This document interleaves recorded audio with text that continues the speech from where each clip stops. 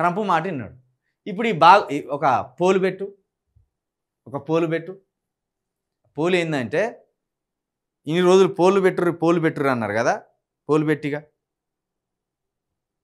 Pole ఎట్లుండాలంటే ప్రధానమంత్రిగా ఎవరు ఉంటే ఇండియా పాకిస్తాన్తో యుద్ధం గెలిచేది పెట్టి ఏబిసిడి ఆప్షన్స్ పెట్టు. ఏ నరేంద్ర మోడీ, రాహుల్ గాంధీ, స్టాలిన్, కేసీఆర్ ఈ ఇద్దరిని మన సౌత్ ఇండియా నుండి పెట్టినాం, ఇద్దరిని నార్త్ ఇండియా నుండి పెట్టినాం. ఇక పెట్టిగా ఇవి భాగవతం ఏదో తెలియాలి ఇప్పుడు వీళ్ళది. మనోళ్ళ సరైనోళ్ళు మందోళ్ళ అనేది తెలియాలి. ప్రధానమంత్రిగా పెద్దగా తెలియదు.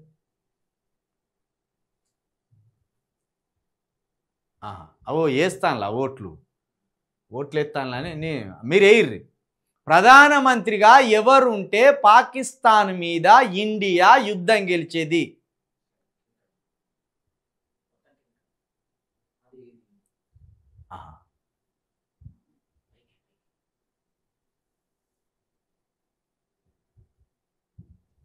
ఎందుకు ఇట్లా?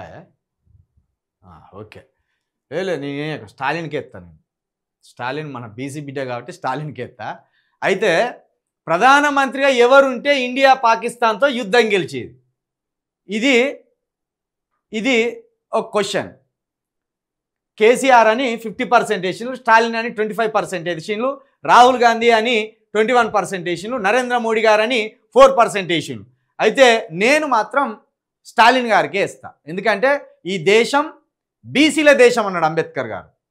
బీసీల దేశం అన్నాడు, హిందూ దేశం అనలే. ఈ దేశంలో 140 కోట్ల మంది ప్రజలు ఉంటే 70 కోట్ల మంది బీసీలే అన్నాడు. అంటే ఓ విధంగా ఈ దేశం పేదరికంలో ఉన్నదంటే సగం మంది బీసీలు పేదరికంలో ఉన్నట్టే. ఓ విధంగా ఈ దేశము అణగారిపోతుందంటే సగం మంది బీసీలు అణగారిపోయినట్టే. కాబట్టి ఇక్కడ లైవ్లోకి వచ్చిన మిత్రులారా, స్టాలినే ఉంటే కనుక యుద్ధం గెలిచేటోడని నేను భావిస్తున్నా. కేసీఆర్ కాదు, నాకు స్టాలినే ముఖ్యం నాకు. కాబట్టి నేను మరొకసారి చెప్తున్నా, ప్రధానమంత్రిగా ఎవరుంటే ఇండియా పాకిస్తాన్తో యుద్ధం గెలిచేది? మీరు పోల్లో పాల్గొనండి.